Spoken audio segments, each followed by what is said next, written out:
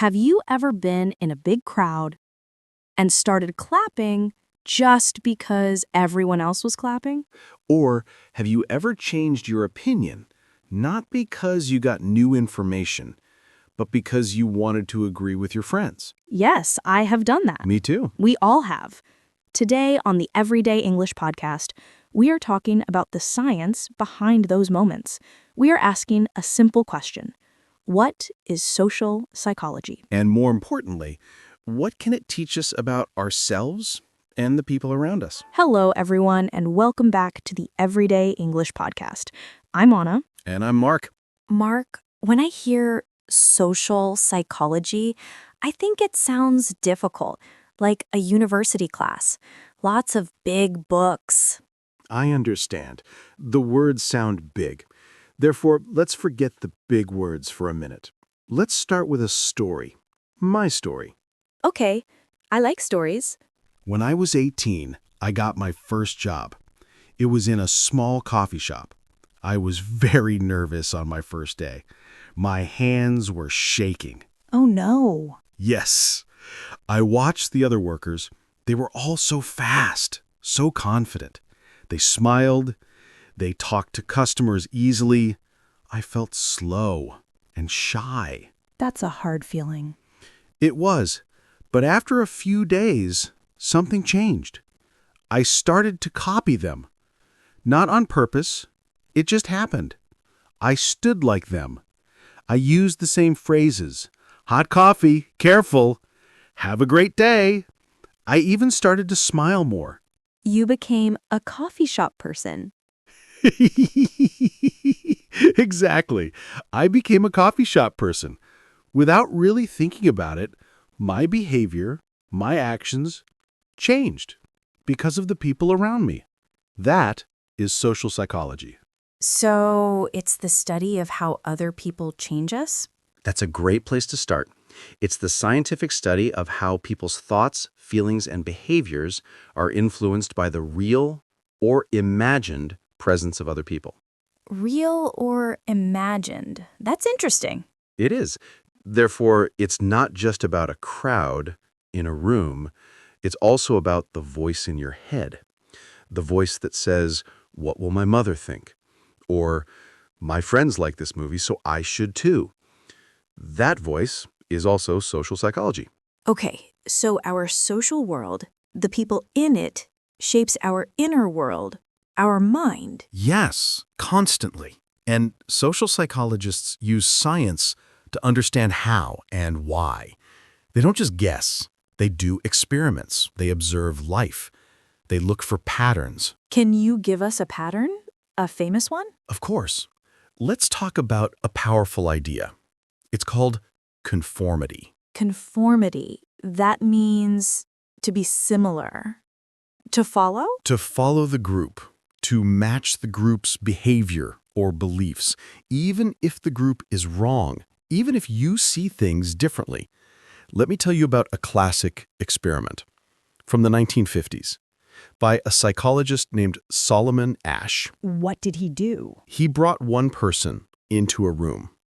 The person thought they were with 7 other volunteers, but the 7 others were actors. They were part of the experiment. Okay. Everyone looked at a simple picture, a line. Then they looked at 3 other lines, line A, B, C. The question was, which line, A, B, or C, is the same length as the first line? It was very, very easy, obvious. It sounds easy. It was, but here was the conflict, the trick. The actors gave their answer first, and all 7 actors gave the same wrong answer. They all said line B. But line B was clearly not the right answer. Oh no! So then it was the real person's turn. Yes, the real person sat in the 8th chair. They heard 7 people say something they knew was wrong. What would they do? Would they trust their own eyes, or would they trust the group? I feel nervous for them. What happened?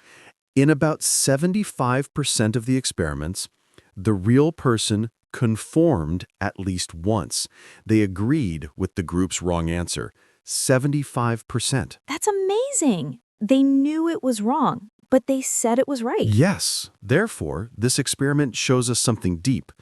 The need to belong, to not be different, can be stronger than the need to be right. This is conformity. I can feel that. It's uncomfortable to be the only different person in a room. It is. And this isn't bad or good by itself. Sometimes conforming is helpful. It creates social rules. It helps us work together.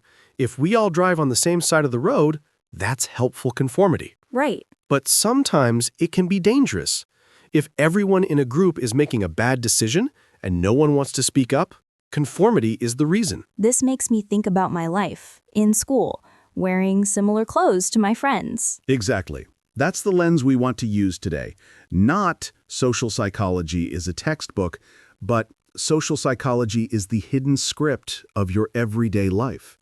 It's the why behind so many things we do without thinking. The hidden script. I like that. What's another part of the script? Let's talk about another powerful force, the spotlight effect. That sounds like being on a stage. In your mind, you are. The spotlight effect is our belief that other people are noticing us and judging us much more than they actually are. Oh, yes. I know this feeling. If I have a small stain on my shirt, I feel like everyone is staring at it all day. Right. But in reality, most people are focused on themselves. They are the main character in their story. They are worrying about their own stain. They probably didn't even see yours. So we are in our own spotlight, but not in other people's spotlights. Exactly. Social psychology tells us people are not thinking about you as much as you think they are. They are thinking about themselves. This is a very freeing idea. It is. It takes away some pressure. Now, let's connect two ideas. We have conformity, the power of the group, and we have the spotlight effect, our fear of the group's judgment. Therefore, what happens when you put a person in a position of power inside a group? Power in a group, that sounds like a boss or a team leader. Yes, or even a teacher. This brings us to a very famous but difficult experiment, the Stanford Prison Experiment. It shows us social roles, Social roles. the parts we play in life: student, teacher, police officer, parent. The experiment wanted to see, do our roles change who we are? They set up a fake prison at Stanford University. They chose normal, healthy young men. They randomly chose some to be guards and some to be prisoners. Randomly. So just by chance. Yes, these were not bad people, not violent people, just students. They gave the guards uniforms, sunglasses, some simple rules. They gave the prisoners numbered gowns, and they started the experiment. What happened? It happened very, very fast. Within hours, the guards started to act like cruel guards. They used their power. They humiliated the prisoners. They made them do push-ups. They took away their beds. And the prisoners? They became passive. Some became very stressed. They started to act like helpless prisoners. The men, these normal students, completely became their roles. In less than 6 days, the experiment became dangerous. They had to stop it. That's shocking. They forgot it was an experiment? They did. Therefore, the lesson is powerful. The situation, the role we are given, can have a huge effect on our behavior. Often, a bigger effect than our own personality.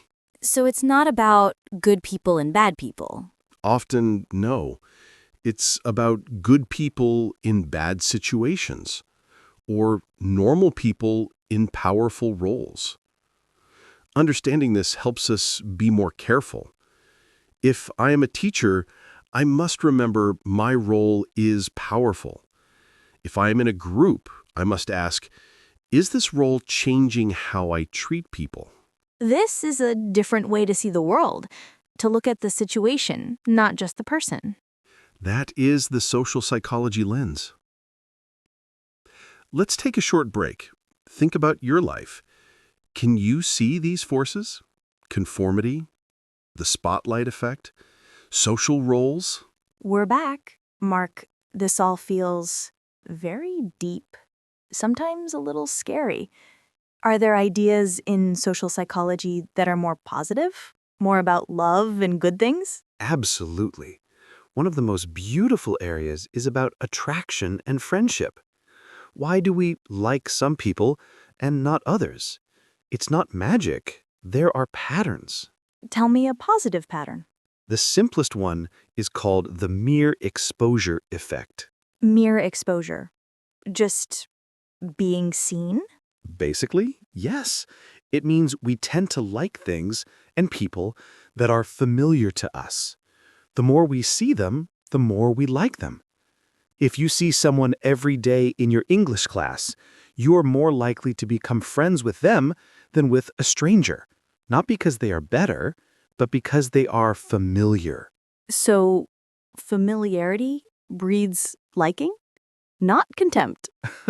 Often, yes. Therefore, if you want to make friends, the best first step is simple. Be present.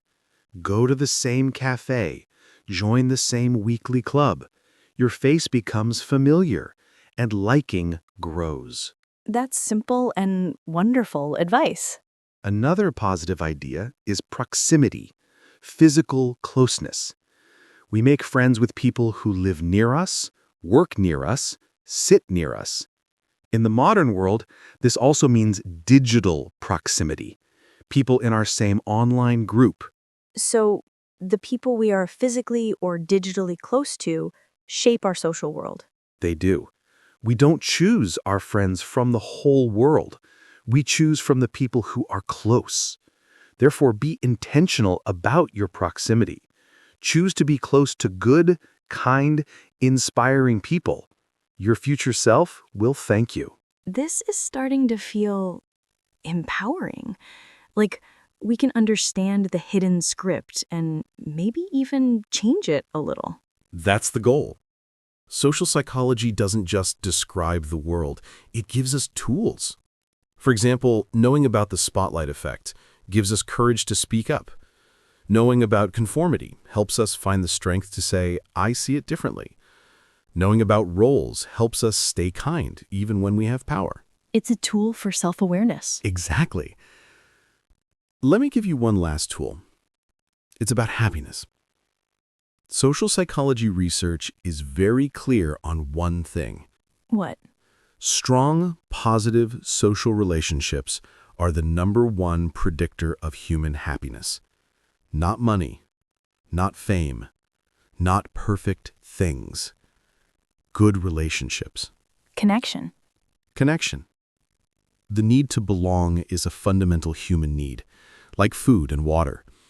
Therefore, investing in your relationships, with family, with friends, with your community, is the most important work you can do for your happiness. That's not just a nice idea. That's a scientific fact. So, social psychology is the science of us, together.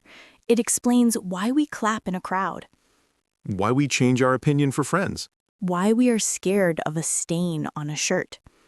and why a smile from a friend can make our whole day better. It's the science of connection and the fear of disconnection. And the good news is, now we know a little more. We can watch the hidden script. And maybe write a better line for ourselves. Thank you for joining us for this everyday English conversation. We hope it was helpful and interesting. If you have a story about a time you felt the power of the group or overcame the spotlight effect, we would love to hear it. Share it with our community online. And remember, the people in your life shape your world. So today, Look up from your phone, smile at the familiar face in your coffee shop, and remember, the science of a happy life is Very often, the science of simply showing up.